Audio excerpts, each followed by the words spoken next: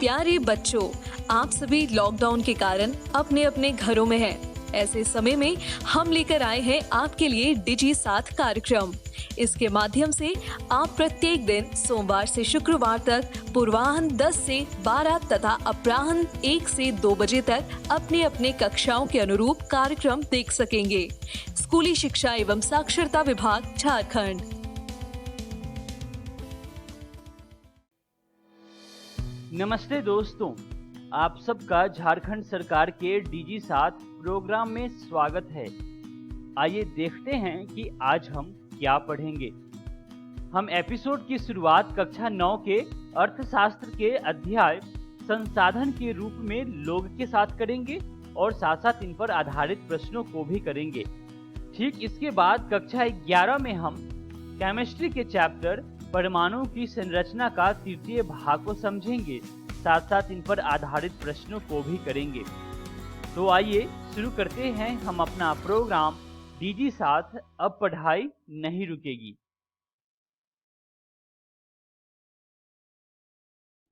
नमस्कार दोस्तों, आज हम संसाधन के रूप में लोग नामक अध्याय का दूसरा भाग पढ़ने वाले हैं। वीडियो को देखने से पहले देख लेते हैं आज हम क्या क्या पढ़ेंगे।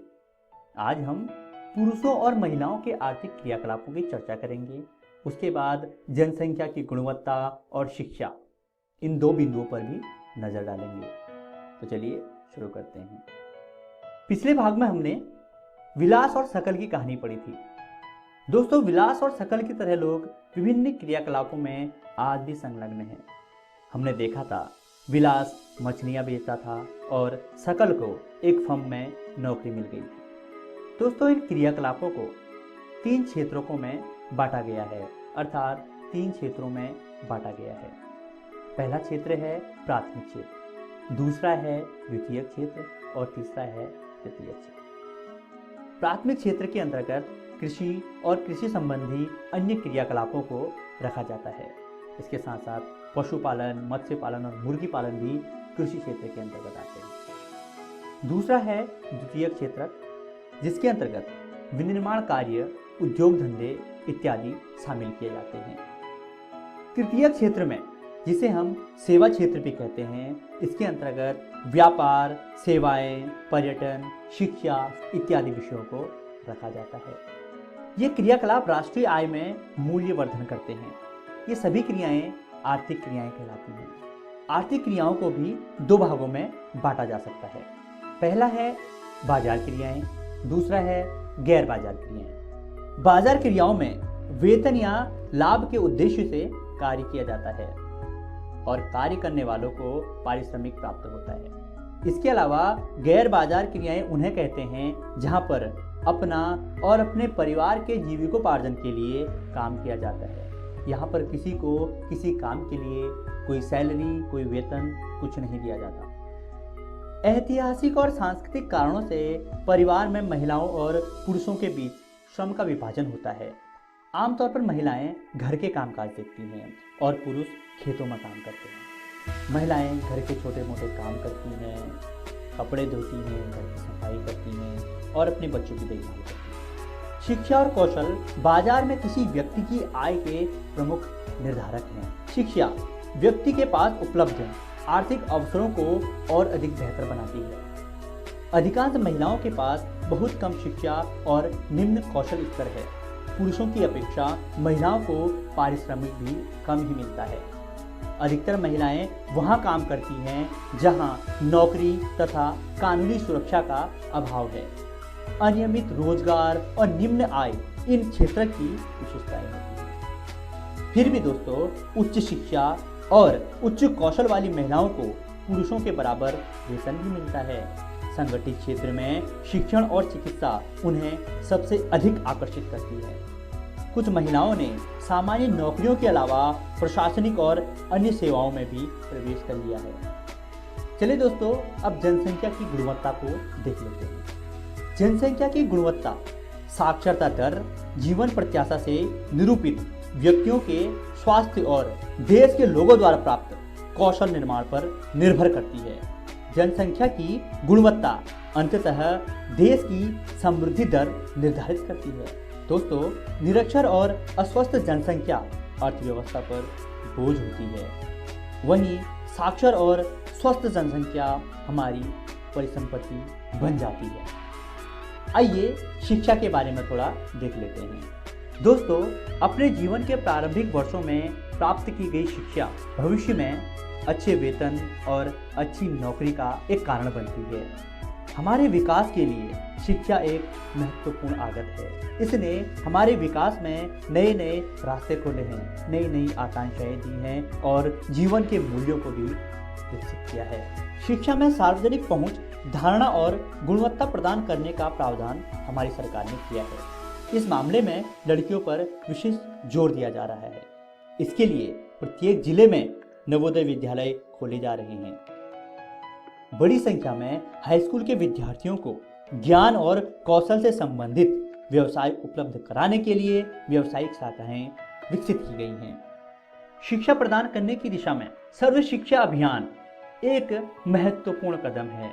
राज्यों, स्थानीय सरकारों और प्राथमिक शिक्षा सार्वभौमिक लक्ष्य को प्राप्त करने के लिए समुदाय की सहभागिता के साथ केंद्रीय सरकार की एक समयबद्ध पहल है। इसके साथ ही प्राथमिक शिक्षा में नामांकन बढ़ाने के लिए सेतु पाठ्यक्रम और स्कूल लौटो शिविर प्रारंभ किए गए हैं। कक्षा में बच्चों की उपस्थिति को बढ़ावा देने, बच्चों के धारण और उनकी पोषण स्थिति में सुधार के लिए दोपहर के भोजन की योजना कार्यान्वित की जा रही है। इन नीतियों से भारत में शिक्षित लोगों की संख्या में वृद्धि हो रही है। चलिए दोस्तों, देखते हैं आज की इस वीडियो में हमने क्या क्या सीखा। आज हमने पुरुषों और महिलाओं के आर्थिक क्रियाकलापों के बारे में चर्चा की। उसके बाद जनसंख्या की गुणवत्ता के बारे में अध्ययन किया और शिक्षा के महत्व के बारे में भी अध्ययन किया। अगली वीडियो में हम इसी अध्याय का अगला भाग पढ़ेंगे, जिसके अंतर्गत स्वास्थ्य, बेरोजगारी और इसके बाद एक गांव की कहानी हम पढ़ेंगे। दोस्तों, आशा करते हैं आपको यह वीडियो बहुत पसंद आई होगी। तो मिलते हैं अगली वीडियो में। तब तक के लिए नमस्कार, धन्यवाद।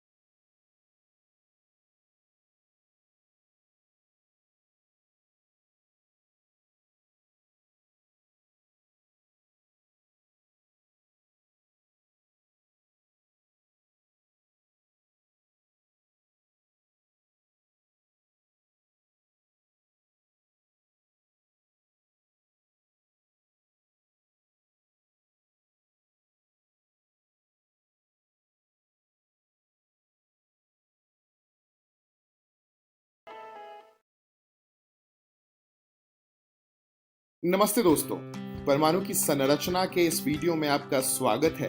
और आज के इस वीडियो में हम दो इंपॉर्टेंट टॉपिक देखेंगे।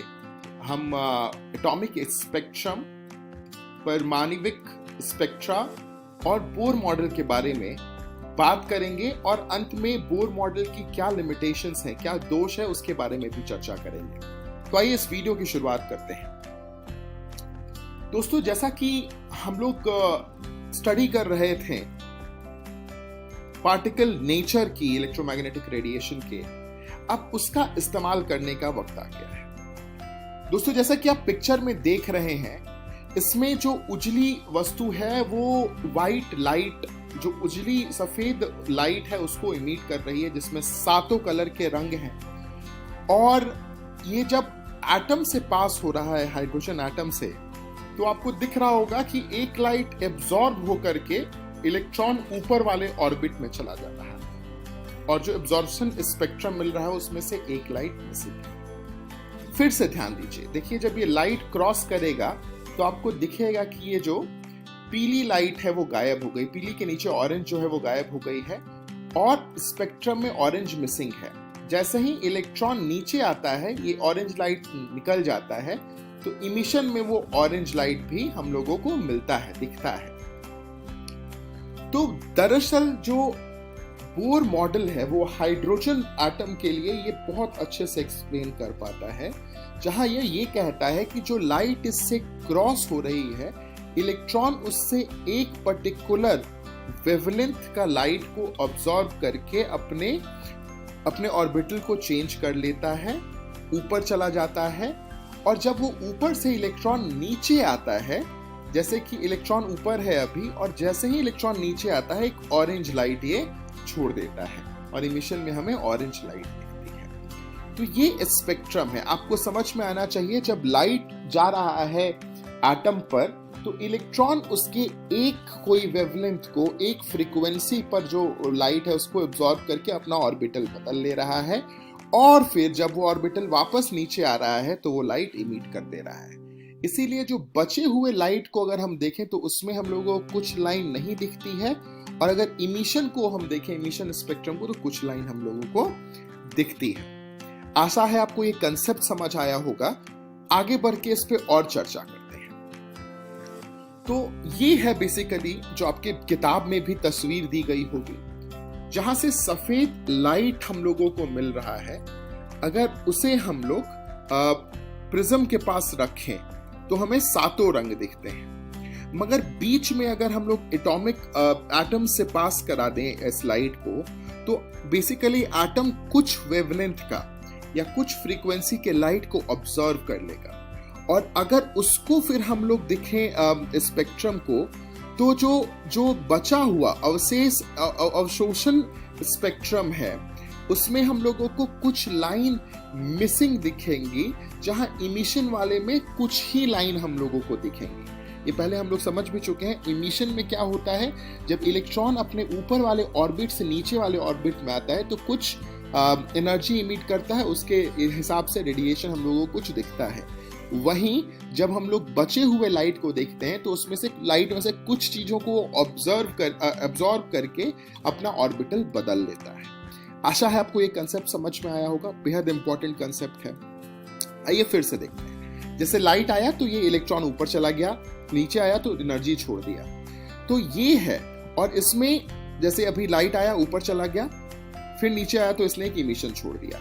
अब इसमें देखिए 1 2 3 4 5 6 जो है ये प्रिंसिपल क्वांटम नंबर कहते हैं इसको, ऑर्बिटल नंबर भी कह सकते हैं, ऑर्बिट नंबर भी कह सकते हैं। 1 2 3 4 5 6 जो N1 N2 N3 N4 N5 है, ये ऑर्बिट का नंबर है जो हम लोग को दिया गया है, और लाइट का इमिशन प्राप्त करके ये ऊपर जो जाता है और फिर नीचे आता है। इस तरीके की चीजें होती हैं। तो आशा है आपको ये समझ में आया होगा। आइए इसी पे और चर्चा करते हैं, और हम लोग ये देखते हैं कि कैसा हो रहा है ये। इसको अगर 2 ऑर्बिट में देखें तो जब ये ऊपर रह रहा है तो एनर्जी छोड़ रहा है, नीचे आ रहा है तो, और नीचे वाले ऑर्बिट से ऊपर जाने के लिए इसको एनर्जी लेना पड़ रहा है। ये आपको चित्र के माध्यम से, इस ग्राफिक्स के माध्यम से, इस एनिमेशन के माध्यम से समझ आया होगा। अब हम लोग बोर एटॉमिक मॉडल पर चर्चा कर लेते हैं कि बेसिकली बोर ने दिया क्या था इस पूरे पार्ट में। तो नील बोर द्वारा रदरफोर्ड के परमाणु मॉडल में कुछ तथ्यों की अनुपस्थिति का अंदाजा लगाया गया था, तथा प्लैंक के क्वांटम सिद्धांत का इस्तेमाल करते हुए बोर ने अपना एक नया मॉडल तैयार किया। यह मॉडल नील बोर द्वारा परमाणु के संबंध में पेश किया गया था। बोर ने इस मॉडल के अनुसार यह बात प्रस्तुत की थी कि जो नाभिक, जो न्यूक्लियस है, उसके बाहर इलेक्ट्रॉन बहुत तेज गति से रिवॉल्व घूमता रहता है, और इसके लिए इलेक्ट्रॉन को जो ऊर्जा या बल की आवश्यकता होती है वो अपकेंद्रीय बल होता है, जो न्यूक्लियस और इलेक्ट्रॉन के बीच में होता है, उसी से वो प्राप्त होता है। अब बोर ने अपने मॉडल में इस बात की व्याख्यान किया कि परमाणु के भीतर स्थित जो न्यूक्लियस है उसका बाहरी भाग भिन्न भिन्न स्तर पर सुशोषित होता है, और जिसे इलेक्ट्रॉन वृत्ताकार गति करते हैं। इसमें बेसिकली इलेक्ट्रॉन घूमते हैं। ऑर्बिट का नाम कहा है इसको, कक्षा या कक्ष कहा गया इसको, जिसको ऑर्बिट कहते हैं। उसमें इलेक्ट्रॉन बहुत तेजी से घूम रहा होता है। यह भिन्न भिन्न ऊर्जा के स्तर पे होता है। अगर N1 जैसे उसमें पिछले वाले तस्वीर में हमने देखा था कि N1, N2, N3 सबसे अंदर वाले को N1 कहा गया, उसके बाहर वाले को N2 कहा गया। प्रिंसिपल क्वांटम नंबर देखें अगर हम लोग तो 1, 2, 3 का 4, 5 का जो एनर्जी लेवल है, जो ऊर्जा स्तर है, वो सबका अलग अलग है। परमाणु में किसी कारणवश यदि ऊर्जा में परिवर्तन होता है तो इलेक्ट्रॉन अपना कक्ष बदल लेती है।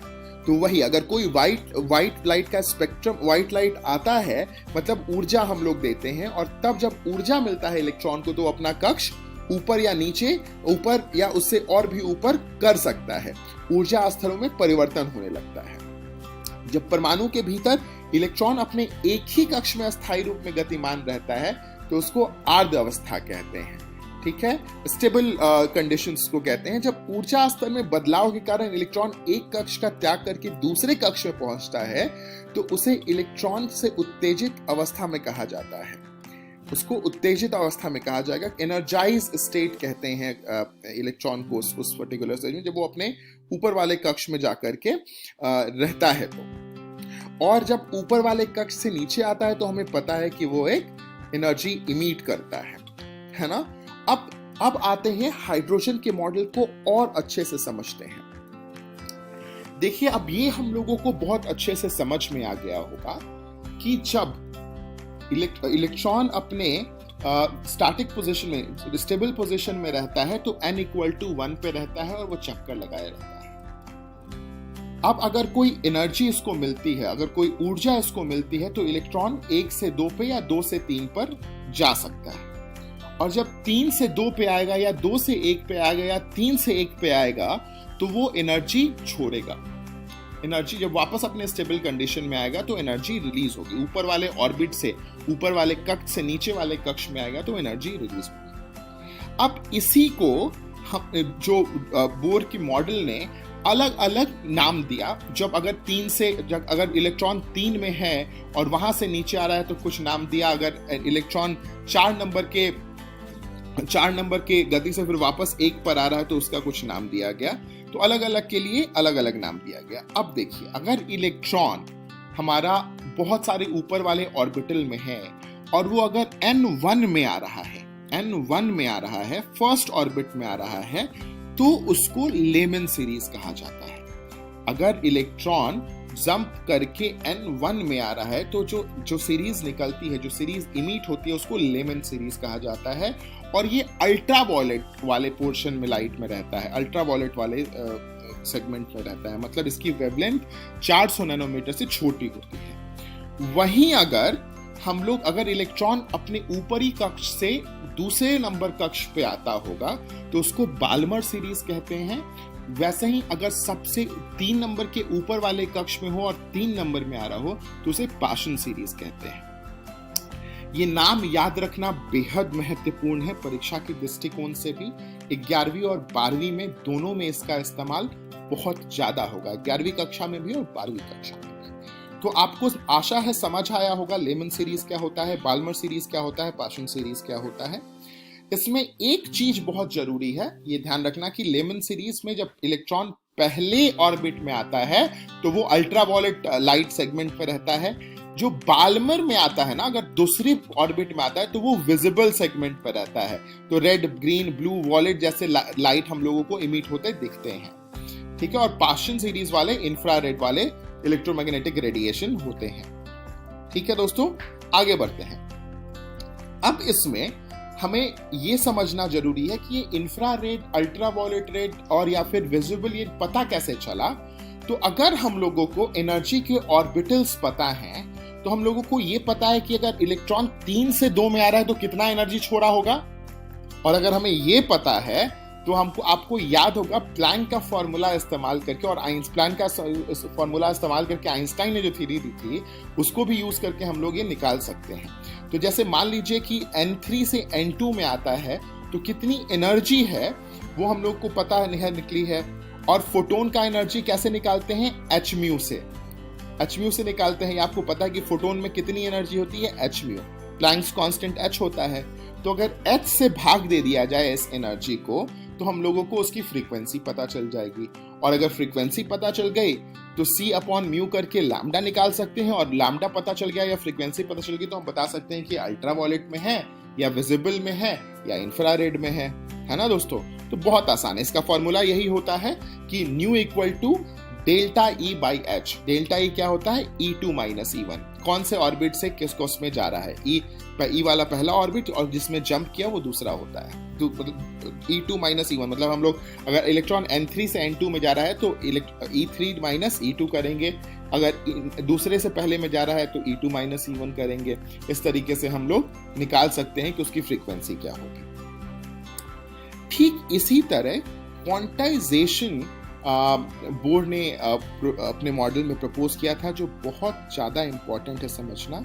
उन्होंने ये कहा था कि जो एंगुलर मोमेंटम है इलेक्ट्रॉन का वो जो है वो इंटीग्रल फॉर्म होता है h अपॉन 2 का। h प्लैंक कांस्टेंट है।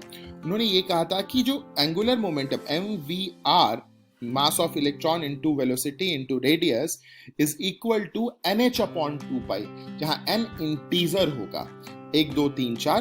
तो ये जो इलेक्ट्रॉन का मोमेंटम होगा वो हमेशा nh अपॉन 2 के बराबर होगा। ये एक इंपॉर्टेंट कंक्लूजन था बोर के मॉडल का, जो बहुत ज्यादा जिसकी सराहना की गई थी और ये वैलिड भी हो रहा था हर जगह। अभी इसी मॉडल केस का इस्तेमाल करके हम ये भी निकाल पाते हैं कि हर ऑर्बिट का रेडियस क्या है। हाइड्रोजन के केस में ये होता है n square into A not constant होता है जो 52.9 picometre 10 to the power minus 12 picometre के बराबर होता है। Rn इक्वल टू जो रेडियस होता है किसी भी ऑर्बिटल का वो n स्क्वायर ए नॉट होता है। ये सारे फॉर्मूलाज आप प्लीज नोट करते जाइएगा और उसको दोहराते जाइएगा, याद रखना बेहद जरूरी है, इस पर प्रश्न आ सकते हैं। ठीक इसी प्रकार किसी भी ऑर्बिट का एनर्जी कितना है ये भी हम निकाल सकते हैं। वो कैसे निकाला जाता है? रिडबर्ग कांस्टेंट के माध्यम से निकाला जाता है। Minus RH 1 upon n square. ये हाइड्रोजन के केस में 1 अपॉन n स्क्वायर होता है और n जहां ऑर्बिट का नंबर है। अगर 1 डालेंगे तो फर्स्ट ऑर्बिट का एनर्जी निकाल सकते हैं हम। 1 n की जगह 1 डालेंगे, 1 स्क्वायर 1 होता है तो रिडबर्ग कांस्टेंट के बराबर ही आ जाएगा। Minus 2.18 into 10 to the power minus 18 joule, जिसको इलेक्ट्रॉन वोल्ट में भी लिख सकते हैं माइनस 13.6। अब इसी तरह अगर किसी दूसरे एटम का निकालना है, हाइड्रोजन नहीं किसी और का, तो उसके लिए एनर्जी ऑफ ऑर्बिटल क्या होता है? Minus 2 Rydberg constant minus 2.18 into 10 to the power minus 18 z square upon n square. वहां 1 अपॉन n स्क्वायर इसलिए था क्योंकि एटॉमिक नंबर हाइड्रोजन का 1 होता है, तो z की जगह 1 डाल दिया गया था। यहाँ किसी दूसरे एटम के लिए भी हम निकाल सकते हैं z square upon n square से। और रेडियाई हम लोगों को पता ही है, रेडियस कैसे निकालते हैं, वो भी 52.9 n स्क्वायर अपॉन z हो जाता है, जहां z एटॉमिक नंबर है और n ऑर्बिटल नंबर है। तो अगर हम लोग हीलियम प्लस के लिए निकालना चाहते हैं तो हीलियम प्लस में भी 1 इलेक्ट्रॉन होता है और हीलियम का एटॉमिक नंबर 2 होता है, तो z की जगह 2 डालना होगा। उस तरीके से हम अलग अलग ऑर्बिट के एनर्जी और अलग अलग ऑर्बिट के रेडियस भी निकाल सकते हैं। ठीक है दोस्तों, आशा है आपको समझ में आया होगा। फॉर्मूले जरूर नोट करिए, रिवाइज करते रहिए, याद करिए और इस पे बेस्ड सवाल बनाते रहिए जो आपके किताब में भी दिया गया है, सॉल्व्ड एग्जांपल्स में भी, और पीछे किताब के एंड में अनसॉल्व्ड भी है, बिल्कुल बनाइए। ठीक है, अब आगे आते हैं। अब यही देखते हैं कि जो एनर्जी का डिफरेंस है वो भी हम निकाल सकते हैं अगर हम लोग को पता हो कि कौन से ऑर्बिटल से कौन से ऑर्बिटल में इलेक्ट्रॉन गया है, कौन से ऑर्बिट से कौन से ऑर्बिट में इलेक्ट्रॉन गया है। तो RH 1 upon n square minus 1 upon n square, n initial n final square करके हम लोग इसका निकाल सकते हैं। ni मतलब n इनिशियल, पहली अवस्था क्या थी इलेक्ट्रॉन की, कौन से ऑर्बिट में था, और nf मतलब n फाइनल, जो फाइनल पोजीशन है ऑर्बिट की वो क्या है। इससे हम लोग एनर्जी आराम से निकाल सकते हैं डेल्टा E, और इस हिसाब से हम लोगों को अगर एनर्जी निकल जाती है तो हमें पता है कि हम फ्रीक्वेंसी भी निकाल सकते हैं प्लैंक का फॉर्मूला इस्तेमाल करके। h mu equal to E वाले में, डेल्टा E वाले में, और h प्लैंक कांस्टेंट से डिवाइड करेंगे तो हमें एनर्जी मिल जाएगी। आसान है। अगर आप शुरू से इसको प्लैंक कांस्टेंट, प्लैंक की क्वांटम थ्योरी से अगर आप इसको रिलेट करेंगे तो सब कुछ आसान होता चला जाएगा आपके लिए। रिवाइज करते रहिए बस। ठीक है दोस्तों, आगे बढ़ते हैं और अब देखते हैं कि बोर की परमाणु मॉडल की कमियां क्या थी। बोर ने जो ये मॉडल प्रस्तुत किया उसमें ज़ीमैन इफेक्ट की व्याख्या नहीं की गई थी। जो दूसरा बड़ा कमी ये था कि मॉडल ये केवल एक इलेक्ट्रॉन के लिए ही सत्य था। जहां भी सिर्फ एक इलेक्ट्रॉन है वहीं ये सत्य था। जैसे हाइड्रोजन में सत्य था, हीलियम प्लस में सत्य था, लिथियम 2+ में सत्य था। तो इसी तरीके के मॉडल में ये सत्य था। बोर के परमाणु मॉडल के अनुसार परमाणु की कक्षाएं वित्तीय होती हैं, लेकिन समरफील्ड ने परमाणु की कक्षाओं को दीर्घवृत्तीय बताया था। तो ये भी एक लिमिटेशन था। स्पेक्ट्री रेखाओं की तीव्रता की व्याख्या नहीं की गई थी कि कितने तीव्र होते हैं। कुछ परमाणु जैसे सोडियम आदि के 2 स्पेक्ट्रम दिखाई देते हैं। इसकी व्याख्या भी ये बोर के परमाणु मॉडल में नहीं की गई थी। परमाणु के नाभिक को बोर ने स्थिर माना था, लेकिन नाभिक भी अपने अक्ष पे परितः घूर्णन करता रहता है। इसके बारे में भी कोई व्याख्या नहीं थी। तो बोर ने एक ऐसा मॉडल दिया था जो रदरफोर्ड मॉडल से बहुत अच्छा था, मगर इसमें भी दोष था और ये दोष हैं। इसको याद जरूर रखिएगा, समझने की कोशिश करिएगा और फिर यहां जाकर के हमारा पूरा Bohr model structure of atom का खत्म होता है। और आप देखते हैं कि हमने आज क्या पढ़ा। आज हमने एटॉमिक स्पेक्ट्रम पढ़ा, आज हमने बोर मॉडल की चर्चा की। धन्यवाद दोस्तों। आशा है आप नोट्स लेकर के अच्छे से पढ़ाई करते रहेंगे और सवालों को बनाएंगे। धन्यवाद। नमस्ते दोस्तों, DG7 के आज के एपिसोड में आशा करता हूं कि आपको बहुत कुछ सीखने को मिला होगा। आइए देखते हैं कि आज हमने क्या पढ़ा। आज हमने कक्षा 9 में अर्थशास्त्र के चैप्टर संसाधन के रूप में लोग को पढ़ा। ठीक इसके बाद कक्षा 11 में हम केमिस्ट्री के चैप्टर परमाणु की संरचना को पढ़ा। आइए देखते हैं कि हम कल क्या पढ़ेंगे। दोस्तों, कल हम कक्षा 9 में हिंदी के अध्याय सवये के 3य भाग को समझेंगे। ठीक इसके बाद कक्षा 11 में हम बायोलॉजी के chapter morphology of flowering plants को समझेंगे। एक जरूरी सूचना, इस एपिसोड को जो हमने अभी देखा इसका पुनः प्रसारण YouTube पे किया जाएगा इकोवेशन के चैनल पर ठीक 3 बजे। तो यदि आप अपने दोस्तों के साथ भी ये एपिसोड शेयर करना चाहते हैं या पुनः देखना चाहते हैं तो YouTube पर DG7 इकोवेशन सर्च करें और आप इस वीडियो तक पहुंच जाएंगे। धन्यवाद दोस्तों।